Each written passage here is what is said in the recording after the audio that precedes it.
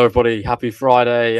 Really good news to be bringing you this lunchtime, of course. I'm sure everybody who's on the show now might have just seen the news that Borja Sainz's red card has been successfully overturned, which, of course, is the part of the show we'll start with. But I'm delighted to be joined by Sam for your preview show, as, of course, we look forward to another big game at Carrow Road tomorrow against Rotherham United. Sam, let's start with that breaking news.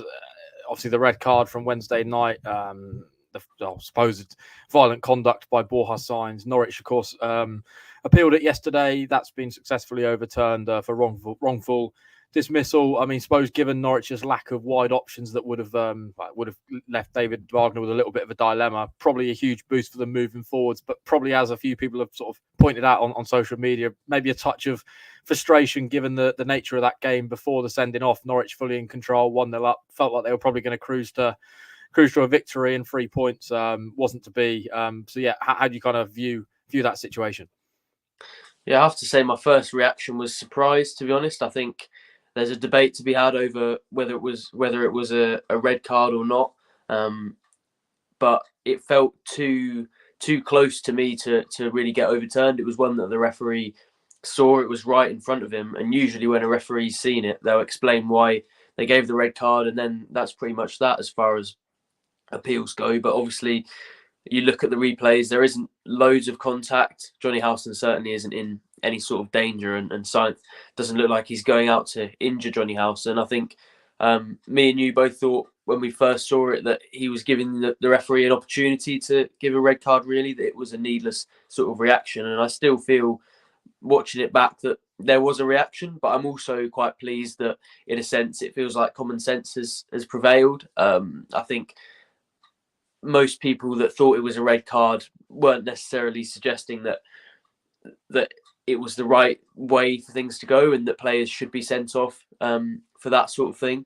But it felt like, in the standards of football and where they are now with refereeing, whether or not you felt it was a red card, you could probably see why it was given. So for that reason, I was quite surprised that it was overturned. But, you know, as I said, I am pleased that common sense in that sense has prevailed. And yeah, overall, I think there is this sense of frustration and really of injustice, because as I think most people who were watching that game would have seen and would have thought, Norwich were, for me, in cruise control on a way to what would have been an absolutely huge 3 points for them. It would have meant being in the top six. It would have meant ending their woes away from home.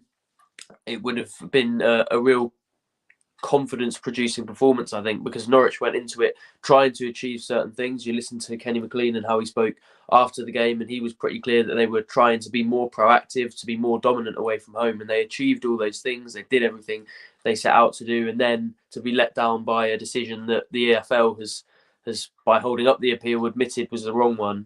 I mean, it's not really excusable, is it? It's another sort of apology, another rescindment, and as much as Norwich will now be relieved they've got their winger back, as he said, it was a vital time for him to be back as well, with the sort of injury issues in that area as well.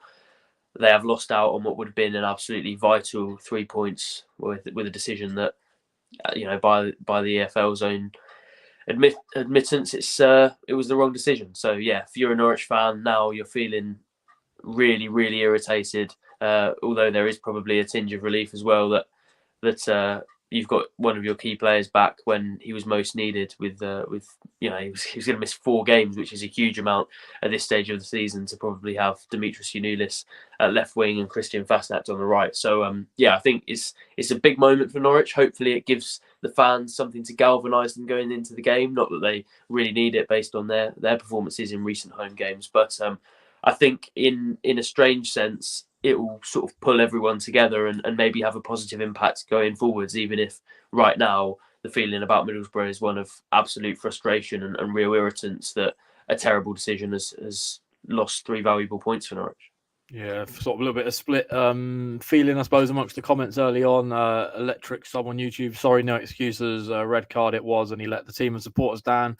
Finley, both red cards, very harsh and changed both games. Obviously, when you mentioned in the West Brom sending off as well there, definitely not Sainz' fault how he defended when it went down to 10 men. And Dan Mayhew, great to see the red cards being overturned, but Borja Sainz needs to hit this on the head as it's become a bit of a pattern. Yeah, I mean, the comment there from Finlay, I mean, as much as Norwich went down to 10 men, they kind of capitulated in a fashion that we've seen a little bit too often at different points. I mean, you kind of see the teams up there. Often it kind of galvanizes them when they go down to 10 to kind of, I suppose, see out a victory. The way Norwich performed in kind of the last 60 minutes wasn't really up to standard. How do you think they move forward now into tomorrow? Do they need to kind of look at that first 30 minutes and take that as kind of the positives, or how do they kind of react, I suppose, given obviously the now successful appeal? Yeah, I think people have been sort of highlighting maybe the psychological issues that go behind the capitulation that there was in the first half. I think second half you can write off really because Norwich were behind. They had to come up with some sort of wild system to try not to get thrashed and also try to give themselves the opportunity to get back into the game. So second half, I think you can discount really, and then it's about looking at that capitulation from sort of 30 minutes to half time. And you felt that actually if they could have got to half time at 1-0, there would have been a real chance for them to maybe go on and hold on and even win the game, if not get a point. So yeah, I think people will look at that and maybe the issues with how the team reacted to the red card and have problems with that. But for me, I understand the frustration, but that's not a situation that's going to come up regularly. You look at it with the fact that this one's been overturned, and by the end of the season, it's still pretty likely that Norwich only have one in the whole season that was actually a rightful red card. So it's not a situation that's going to crop up regularly. Yes, Norwich would like to have the solutions to every single problem, but I don't think it's something that you're going to be able to apply to the rest of the season. So yes, it was a concern, but it doesn't really have any impact for me on how things go forward. I think, as you said, they have to look at that first half an hour, which was another positive half an hour, another sign of things going in the right direction. I thought they were absolutely dominant. Middlesbrough couldn't really get close to them. Maybe they could have created a couple more chances, but they still did enough to obviously be in front in the game. And you felt that it was actually more likely that they were going to go and get 2 or 3 than concede again after, before the red card, sorry. So yeah, I wouldn't take too much away from it. I know David Wagner and other managers would normally say that and people would dismiss it. But I genuinely think in this sense, the cliche is correct. The game was completely thrown off and Norwich's reaction was poor, but that's not an issue that's likely to crop up again between now and the end of the season. So they have to put that at the back of their minds.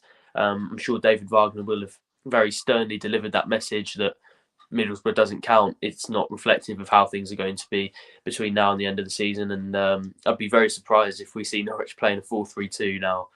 So now again between now and the end of the season. So yeah, I think they've got to go into this game just thinking about how they've played aside from that scenario, move on from it. It was a midweek game. It was 3 days before, 3 days after. Don't worry about it. I think that's got to be the mentality. And to be fair, with the mental strength, I think there has been in the dressing room at times this season, and the leaders they've got in there, that shouldn't be too much of a worry, I don't think. Yeah, final question on this point.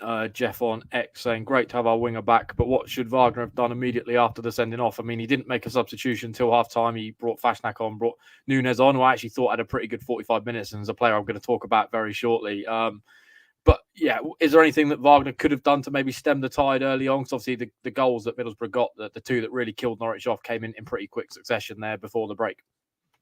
Yeah, I suppose the traditional move would have been to take off a striker. I think if it was me, I would have considered maybe taking off Ashley Barnes and even putting, I mean, I don't think Liam Gibbs is a winger at all, but if it's a choice between that and having this sort of mismatch of systems where it ended up being Christian Fastnacht and Josh Sargent defending whole flanks by themselves, I think I would have maybe got Ashley Barnes off and either gone for a sort of a Liam Gibbs to try and be a little bit more solid in the wide areas, or a Sam McCallum and pushed Nunes forward into that area. So yeah, I think that was maybe the small problem with the setup after that. But you look at it and he was just trying to get to sort of half time. It wasn't the same situation that they went into half time with. So although they came out and it was 4-3-2 and they were trying to find a way to progress the ball up the pitch, it was a different task for him to try and manage a situation where they were 1-0 up to one where they had 10 men and they were trying to somehow find a a goal and get back into the game at 2-1. So I can understand why he did what he did. I think maybe taking off a striker, as I said, would have been the better solution. But ultimately, for me, that capitulation rests with the players. I think the defending was really, really poor in and around the box. For those goals, the reactions to the balls dropping in the box were actually really poor. Grant Hanley should have reacted quicker when the ball broke to Marcus Fors for the first goal. For the second goal, I have no idea what's going on really. He's controlled the ball, and then all of a sudden he seems surprised at the amount of space he's got, because all the Norwich defenders have just disappeared. So yeah, I think defensively the players have to probably take that one on the chin. Although maybe there would have been a small change for Wagner to do there, but I feel that it was a combination of psychological and defensive deficiencies there, rather than necessarily tactical ones in the main. Yeah, of course, Boassign's available, but the player that's also looks like he's probably going to be available for a start on the weekend, Marcelino Nunez, of course, came off the bench at half-time the other night, and I actually thought he was pretty crucial in Norwich's slight, I suppose, resurrection in terms of the second-half performance. I thought some of the sort of ability to be able to get the ball up the pitch was useful. Of course, scored a really good free kick against Blackburn the other week. He seems to have been a pretty crucial cog in this Norwich City side in recent sort of months, which has maybe had a little bit of a revival, of course, and got themselves in the playoff picture. Sam, how crucial is his availability on Saturday? Because he feels like, particularly against kind of a stern Rotherham defence, which you'd imagine is going to be quite almost part of the bus kind of nature, he could be a good player to be able to unlock that defence. Definitely. He's, in my opinion, the best thing that he offers to that team is how he raises the tempo. I think you watch Norwich sometimes against those defensive sides, and it's really quite slow and quite predictable. And although they have the individual brilliance to unlock defences, as we saw from Gabriel Sara against Middlesbrough, at times it's a bit too ponderous when they're up against those teams that allow them possession sort of in their own half. But Nunez is somebody who likes to get on the ball. He likes to quickly distribute it, and his passes, to be fair, have a lot behind them. He's got that technique that really gets things going in the midfield. He just buzzes around and increases that tempo. So I think he could be really, really key. But the concern for me is where he actually gets into the team. Of course, we know how important Kenny McLean and Gabriel Sara have been this season. It's hard to see one of those being dropped with things as they normally are. And he's also gone with two strikers at home for most of it. So you'd be surprised if against the 24th placed side at home, which is technically the easiest fixture in the Championship, you'd be surprised if he went away from that two up front setup. Does he maybe drop McLean into defence? But then Ben Gibson has also been very, very good for them sort of this last few months. So I think there's a little bit of a decision to be made there. One interesting element is that Kenny McLean is one yellow card away from a two-match booking. And if he avoids a two-match suspension, and if he avoids a booking in this game, that won't be a concern between now and the end of the season pretty much. So that might be something playing on Wagner's mind. Maybe it's an option to drop McLean for once and put Marcelino Nunez in there, but also he rested McLean for those last sort of 25 minutes at Middlesbrough so that he would be ready for this Rotherham one. So that maybe suggests that he isn't inclined that way, and it might be difficult for Nunez to break into the team, but it's only good to have this number of options for Wagner to choose from, and having to have one of his key players miss out in central areas. That tells you how good they've been, especially in this scenario, at home proactively in the last few weeks and months. And yes, it's a welcome headache for Wagner. But as you say, I think if Nunez is in the team, he'll be a really key cog, because they need somebody to get things moving a little bit quicker than maybe they have at times without him. Yeah, you mentioned Rotherham, rock bottom of the division, really struggling this season, cut so far adrift. They're League One bound. Of course, beat Norwich in the reverse fixture back in August. I think that was their first victory of the season, Norwich's first defeat of the season. Feels like Norwich have got some wrongs to put right.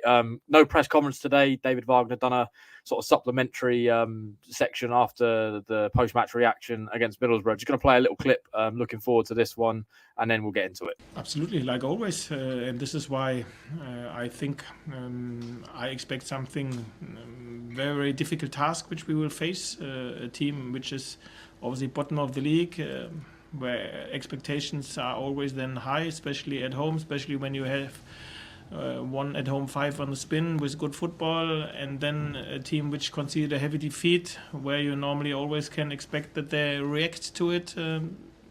But these are facts which I know, facts which I face, but I will only be and like always be focused on what I can influence, and this is to prepare my team as good as possible, to make sure that everyone is fully on it and sees the super chance which we have.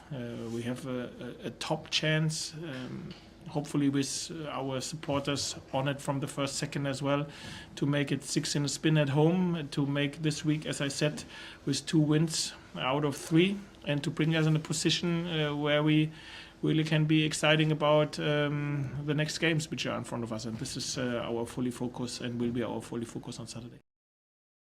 Yeah, been a really difficult season at the New York Stadium. Just 19 points. They had 19 points, I believe, away from the sides above them in 23rd. So that kind of goes to highlight their issues so far this season. I think it's 8 consecutive defeats, which is, I think their club record's 10. So they're on track to some pretty horrible records. I think the lowest championship points total is held by Rotherham, and that's 23 points. And I was speaking to a Rotherham fan last night on Terrace Talk, and he has the feeling they might break that record as well this season. Doesn't really see where their next points are going to come from. So it's not been easy. They, of course, sacked Matt Taylor around the November period, replaced him with Liam Richardson, formerly of Wigan Athletic. What have you made of Rotherham so far this season, Sam? I mean, a 5-0 defeat against Coventry the other night as well. It feels like they probably need to try and put some wrongs rights as well on Saturday, and maybe try and restore some pride.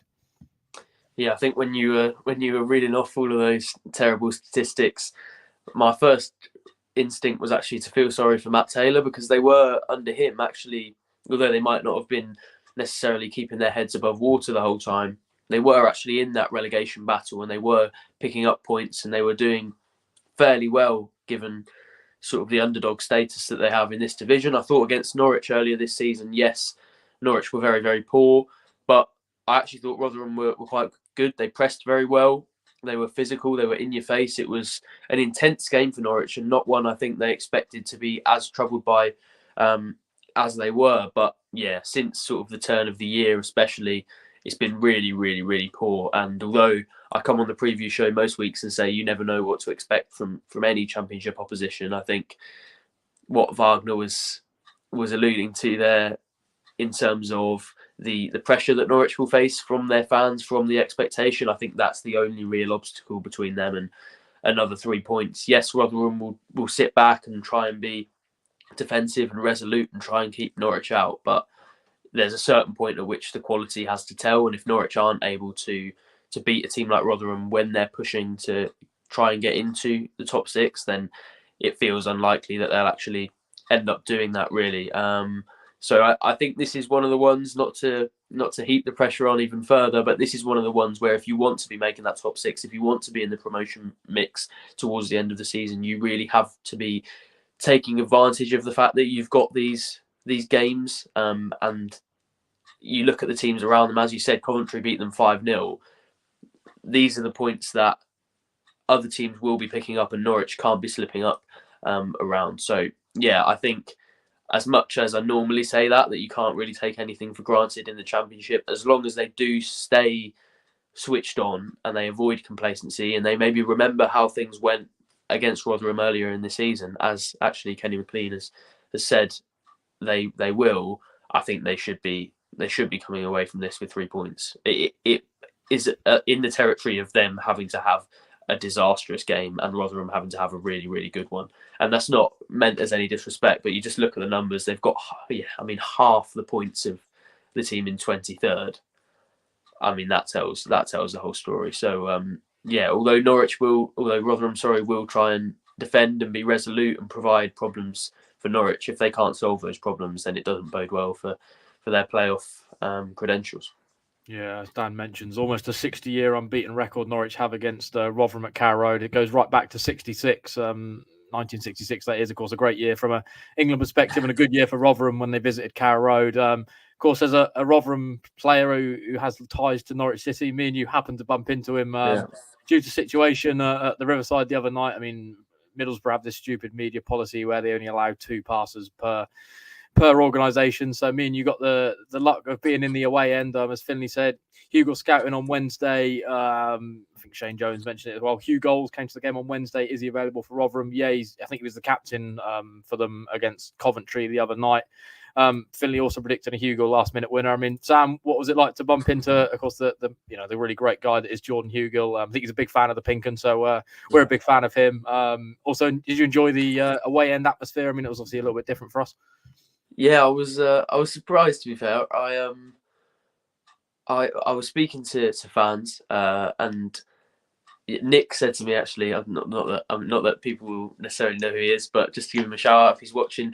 Nick said to me about Jordan Hugill, and I sort of just brushed it off, and I didn't really understand what he was saying, and I sort of laughed and said, "Oh yeah, whatever." And then the conversation developed, and they went, "Yeah, he's over there." So I just looked over, and there was Jordan Hugill, and that was a bit of a surprise. I think Ben Gibson actually got him tickets. I'm surprised he couldn't have got him some sort of provisions in a director's lounge or some sort of lounge of some sort, especially given obviously the importance of the Gibson family name in Middlesbrough. But yeah, I liked that he was willing to be in that Norwich way end. I liked that Rotherham, actually, to be fair to them, were open to that rather than just, I think a lot of football clubs would have shut that down and said that he can't be seen in that environment. But yeah, he probably learned quite a lot about Norwich, maybe in the more so in the first half an hour than in the last 60 minutes or so after Borja Science red card. But yeah, it was nice bumping into him. He offered to have a picture with us, and that did fairly well on the Pink 'Un socials until the other fans sort of, there was a combination of Middlesbrough and Rotherham fans piling onto it. But in a sense, all publicity is good publicity. So yeah, that was interesting, and I did actually enjoy being in the away end. I think when you're trying to write thousands of words, it maybe isn't the most helpful environment, and I think we struggled a little bit with the Wi-Fi and mobile service issues. So it's not necessarily something I'm keen to do on a regular basis when I'm trying to work, but to be back in that environment, to feel a little bit more of the emotion than maybe you can when you're in those press box seats was really nice, and it was nice to be back in that environment. It also felt like we actually saw things from a slightly different perspective. Me and you were saying to each other, because we were in the corner of the ground, you could almost see exactly how things looked for the Norwich players, what the perspective was like from that end of the pitch. I can't imagine Angus Gunn was seeing things especially differently to how we were, to be honest. So yeah, it was interesting to sort of see things from that perspective. I've just seen Dan's comment that we should have done a vlog on it. And to be fair, if you go on the fan reaction on the channel, there is a little bit from me and Adam on the quality of the burgers and other entertaining conversations. So yeah, it is up there. I think I did enjoy it as a novelty, but yeah, I think next time I'm there, I'm hoping it'll be as a fan and purely for enjoyment rather than maybe trying to get work out of it. How did you find it? I know you've maybe missed the away ends a little bit, so you must have enjoyed it. Although I know, as I was, you were stressing a little bit about the sort of Wi-Fi situation. Yeah, I think that probably made it more difficult. Yeah, trying to send tweets when there's no signal is not the easiest. No. But yeah, I think probably bumping into some people I haven't seen for a while and kind of just being in that sort of environment is something obviously I've not really done for quite a few years now since taking this job. So it was quite a nice change. Obviously would have preferred a win, which probably would have been on the cards had it have not been for the situation we spoke about quite heavily at the start of the show and the red card. But yeah, it was good. I enjoyed it. And of course, it brings it back to another big game now on Saturday in Norwich, trying to resurrect that what would be a pretty good week. I'd say if they get 6 points, Sam, we kind of spoke about it on the end of the last preview show. What's kind of the points tally for this week? And I think we both felt 7 would have been a very good week. 9 obviously would have been a great week, but 6 was probably the absolute bare minimum. Yeah. Still feel that that's the case. I mean, given tomorrow, and I think Hull have got Leicester at home, there's a situation that could play out if Norwich get a win that they could go back into the top 6, and it's kind of that mentality, isn't it, of being in the top 6. You're not the one that's still chasing and maybe missed opportunities that they've had in recent away games. So an absolute must win tomorrow. Yes, I think just given the quality of the opponent, as we spoke about with Rotherham, it would be a major missed opportunity to have this game and not make the most of it, especially after that Middlesbrough one. It felt like that was where maybe if you just swap the fixtures around and they've got Leicester away, for example, on tomorrow, then you've got a real opportunity for the momentum to just slide straight down, and for the impact of that Middlesbrough loss to really hurt them. But the fact that they've got this as a potential way of building confidence again so quickly after their first loss in a really long time, I think is a major opportunity. And as you said, the situation around them in terms of the teams vying for the playoffs means, things can only really get better from here if they do manage to win it. So, I think barring any sort of disastrous circumstances, maybe replicating that Middlesbrough red card, they should be able to navigate that. But I feel for them in that sense of looking at the points tally, because it feels like actually they were very much on their way to 9, and and that's been undone by a very poor decision. So it feels like I've come full circle there. I started the preview show by moaning about refereeing decisions. I'm now coming back to it. So it is really disappointing, but they've got to now move on from it. Still a must-win game against Rotherham, and to be honest, I know I haven't revealed my official prediction yet, but I think it's a game that they will win as well. Yeah, because we'll be live in another 5 or 10 minutes. So any last questions, score predictions, whatever it might be, get them down in the comment section below. Sam, Finn Welsh debut on Wednesday night, just a few minutes off the bench, but of course it's that milestone of making that senior appearance. Hopeful to see more from him. I mean, obviously we didn't really get to see a lot of him, so it's hard to obviously make any judgment, but it feels like there might be a slot for a few academy players on the bench again tomorrow, given Grant Hanley. Obviously, it probably seems unlikely he's going to be available. Obviously, Borja Sainz is available now, so there's one slot there that, of course, might have been available as well. But hopeful to see more of those kind of younger players between now and the end of the season. Yeah, I think Finley Welsh might even be the big loser in terms of Borja Sainz's red card being overturned. He was maybe the beneficiary, and although I don't think we would have seen him start the game, he might have had a reasonable opportunity at some decent minutes off the bench tomorrow. I think it's hard to obviously judge, as you said, on what happened on Wednesday. He basically just jogged around and pressed on the halfway line for a little bit, and then the full-time whistle was blown. But I think for anyone of a Norwich City persuasion, it would have been a good sign to see an academy youngster brought into the frame, and only bodes well for the future. As you said, Grant Hanley likely to miss it, so that opens up another spot on the bench. I'd be surprised if that doesn't end up being taken by Ken Abbo, because I know obviously that he's not a central defender, but it feels like they're pretty well covered as much as they can be amidst the injuries that they face. So I think there could be a place on the bench for Welsh between now and probably John Rowe returning, really. So yes, exciting for him, exciting for some of the other young players, and maybe the carrot that provides them to try and get into the first team setup. I think we've still got a long way to go to say that Wagner's actually trusting youngsters and maybe making the most of that talent that's available to him. But equally, it's up to one of them to really grab the opportunity, and it looks like there are likely to be some opportunities between now and the end of the season. What a moment that could be for one of them if they come and contribute to a push for the playoffs, and hopefully even a push for the Premier League towards the end of the season. So opportunities, I think, on both sides. Opportunities for Wagner to prove that he will trust you, even if you're a young player, if you're good enough, and opportunities for those young players to make the most of the fact that maybe there are some gaps to fill. So only positive really for Norwich, and looking forward to hopefully seeing more of those players.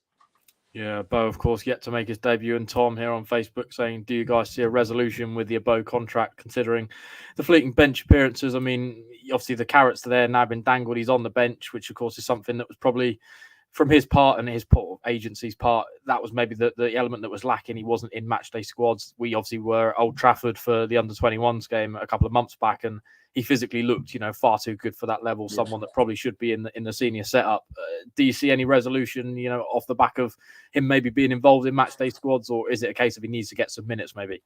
Yeah, I mean, matchday squads are well and good, but once you've been in one, you've been in them all in a sense. I don't think you get much more experience from being in a load of matchday squads if you never actually end up being on the pitch. So, I mean, ideally, and this is dreaming in a big way, this is really, really hoping for the best, but hopefully they're 3-0 up against Rotherham with 20 minutes to go, and they can maybe consider throwing him on there. I think Wagner putting Welsh on when maybe the game was gone against Middlesbrough shows that he's willing to do that when it's less likely to impact the result. And although I'm not saying that's a position we should be in, if Norwich can get it over the line early doors against Rotherham and can really put themselves in a strong position, I think that puts them in a better position to maybe get some minutes. But yeah, as you say, or as you asked, I suppose, I think more minutes on the pitch is more likely the key than just putting him in matchday squads, because ultimately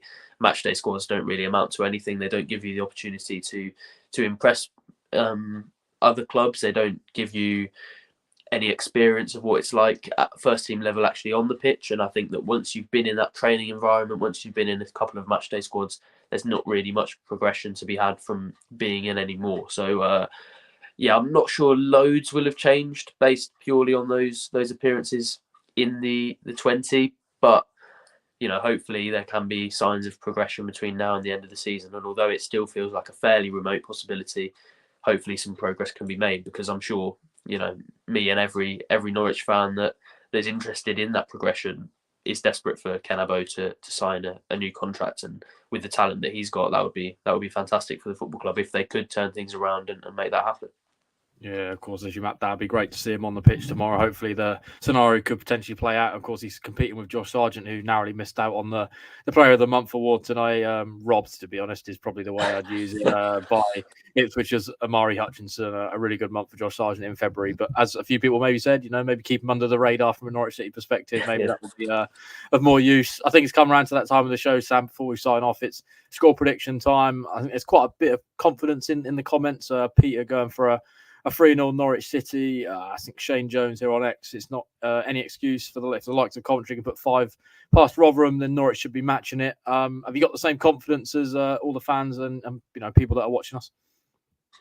Yeah, I mean, the way I've talked, to be fair, throughout this preview show, I hope our subtitles aren't especially accurate, because otherwise I think some screenshots could end up on the NCFC Pain Twitter account, because yeah, it's hard to do anything but talk it up really as a major opportunity. I've seen, I think, a couple of comments saying that maybe Norwich should match Coventry's 5. I don't think it's ever really likely, even at professional level, that a team scores 5. It's not something I'd ever bank on, but they should be fairly comfortable with this. I can see Norwich going 3-0 up, and then maybe a few changes happening and the rhythm being lost a little bit and conceding one late on. I think all of us would take even a slim 1-0 victory, because at this stage of the season, all the 3 points are absolutely massive. Hopefully it will get them into the top 6. Of course, there's a hypothetical there with Hull playing Leicester. But yeah, I feel that Norwich will have a fairly routine and comfortable, if not incredible, win over Rotherham. So I'm gonna say 3-1. What about you? Yeah, I think it's one of them games where Norwich probably need an early goal. You know what Rotherham are going to try and do? They're going to try and frustrate Norwich, and then probably try and potentially nick a goal. I don't think they've won an away game since November 22, and that was at Bramall Lane against Sheffield United. Don't talk it up, Adam. Then they're not great on the road, so these stats are always there to be broken. But I'm with you. I just think it's the quality threshold of Norwich against Rotherham. No disrespect to them, is quite polar. Norwich have got something to target between now and the end of the season. Rotherham are, unless they somehow win every single game and all the teams above them collapse, there's no way they're staying up. So it feels like their season's kind of done, and maybe the planning's starting to turn towards next season in League One. So yeah, I'm going to go for a 4-0 Norwich. 4-0 Norwich. I think that's they scored 4 in quite a few of their recent home games, so I'm going to continue the theme. Yeah, it's crucial for the early goal. Shane Jones going for a 6-0 win, double hat-trick for Sargent, like Haaland against Luton. That would be good, of course, for Josh Sargent. That might potentially help him get the Player of the Month award for March, which, as I say, he was robbed for February. But yeah, I think that'll probably be it for this show. Of course, thanks for joining us this lunchtime. A really fairly good Friday for Norwich, given the news, of course, about Borja signs, which we mentioned at the start of the show. Lots of great content across the Pink and channels at the moment. Sam's tactics board, which, just to put a spoiler out there, he did record it prior to the news about signs. So I think you'd include signs now, wouldn't you, Sam? No, I still think you do listen. No, yeah, of course I would. Yeah, just to amend that on record, I think it'll be Yanulis at left back, Science at left wing. Ignore most of what I've said in tactics board, but still watch it anyway.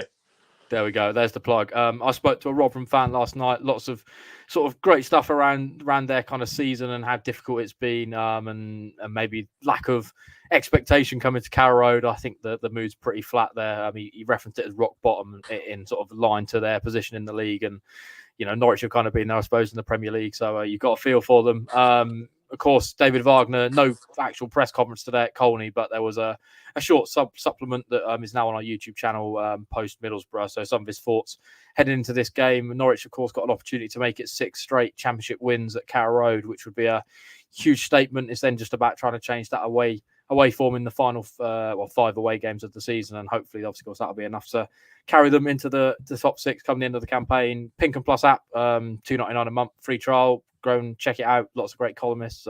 Chris Sutton, Ewan Roberts' latest column up there today. That's well worth checking out. And we've got a WhatsApp channel. You can head over to our socials. It's pinned at all the top of them.